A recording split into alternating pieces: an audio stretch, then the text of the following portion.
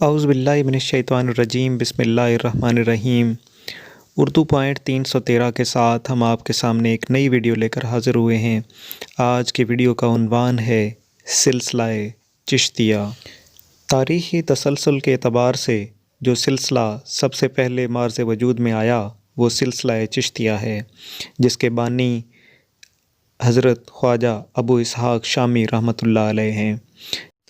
اب ہم جانتے ہیں کہ سلسلہ چشتیہ کی وجہ تسمیہ کیا ہے۔ چشت خراسان کے ایک مشہور شہر کا نام ہے۔ وہاں کچھ بزرگان دین نے روحانی اصلاح و تربیت کا ایک بڑا مرکز قائم کیا۔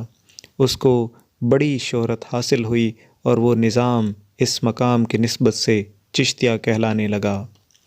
حضرت خواجہ ابو اسحاق شامی رحمۃ اللہ علیہ نے اپنے پیر و مرشد حضرت ممشاد دہلوی رحمۃ اللہ علیہ کے فرمان کے مطابق چشت میں قیام فرمایا۔ آپ کے بعد اس سلسلے میں حضرت خواجہ معین الدین چشتی اجمیری سنجری رحمۃ اللہ علیہ تک، جو بر صغیر پاک و ہند میں سلسلہ چشتیہ کے امام الطریق ہیں۔ حضرت خواجہ معین الدین چشتی اجمیری رحمۃ اللہ علیہ شہر سجستان میں پیدا ہوئے۔ 12 سال کی عمر میں والد بزرگوار کا سایہ سر سے اٹھ گیا۔ ترکہ میں ایک باغ ملا، ان کی نگہبانی کرتے تھے۔ ایک روز قلندر نامی ایک مجذوب باغ میں آئے۔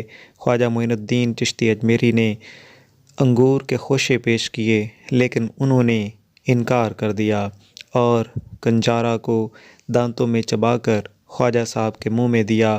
کنجارہ کا کھانا تھا کہ خواجہ صاحب کا دل انوار الہی سے روشن ہو گیا۔ علائق دنیا سے برگشتہ ہو کر طلب خدا میں اٹھ کھڑے ہوئے اور سمرقند پہنچے۔ یہاں کلام پاک حفظ کیا اور علوم ظاہری کی تعلیم میں مشغول رہے۔ سمرقند سے نکل کر عراق کی طرف روانہ ہوئے۔ قصبہ ہارون میں حضرت شیخ عثمان رحمۃ اللہ علیہ کی خدمت اقدس میں حاضر ہوئے اور ان سے شرف بیعت حاصل کیا۔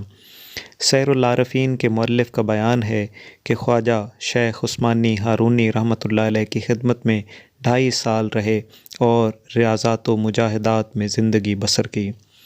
سفینۃ الاولیاء میں ہے کہ 20 سال تک اپنے پیر کی خدمت میں رہے۔ اس مدت میں مکہ معظمہ اور مدینہ المنورہ کی بھی زیارت کی۔ پیر و مرشد نے ان کے حق میں خدا اور اس کے رسول صلی اللہ علیہ وسلم کی بارگاہ میں دعائیں کی۔ مدینہ منورہ ہی میں بارگاہ رسالت سے خواجہ صاحب کو ہندوستان جانے کی بشارت ملی۔ آپ اپنے مرشد کے حکم سے تبلیغ دین کی خاطر بر صغیر میں وارد ہوئے۔ آپ غزنی سے ہوتے ہوئے لاہور پہنچے اور یہاں حضرت داتا گنج بخش رحمۃ اللہ علیہ کے مزار پر آئے۔ پھر آپ نے لاہور سے دہلی کا سفر اختیار کیا۔ بعد میں دہلی سے اجمیر تشریف لائے اور وفات تک یہیں قیام فرمایا۔ اسی زمانے میں یہاں پر پرتھوی راج کی حکومت تھی۔ اس نے خواجہ صاحب کی راہ میں بہت مشکلات پیدا کیں۔ آپ پر اور آپ کے ساتھیوں پر بے پناہ مظالم کیے، لیکن آپ اور آپ کے ساتھی اللہ تعالیٰ پر توکل کرتے ہوئے نامساعد حالات کو برداشت کرتے رہے۔ آخر کار شہاب الدین محمد غوری نے اس حکومت کو شکست دے کر ہندوستان میں مسلم حکومت قائم کی۔ حضرت خواجہ معین الدین چشتی اجمیری رحمۃ اللہ علیہ کی ایک کرامت یہ بھی تھی کہ ہندوستان کے تمام مشرقی حصوں میں تاریکی چھائی ہوئی تھی اور بت پرستی جاری تھی۔ ہندوستان کے سرکشوں میں ہر ایک خدا ہونے کا دعوے دار تھا۔ شرک و بت پرستی کے ڈنکے بج رہے تھے اور اللہ تعالیٰ کے ساتھ شرک کیا جاتا تھا، اور لوگ پتھر مٹی کے ڈھیروں، گھر، درخت، گائے، بیل، گوبر کو سجدے کرتے تھے اور کفر کی تاریکی کے مضبوط قفل دلوں پر جڑے ہوئے تھے۔ لیکن اس آفتاب یقین کے قدموں کی برکت سے، جو حقیقت میں دین کا مددگار و معاون تھا، اس ملک کی تاریکی غائب ہو گئی اور یہ ملک اسلام کے نور سے روشن اور منور ہو گیا۔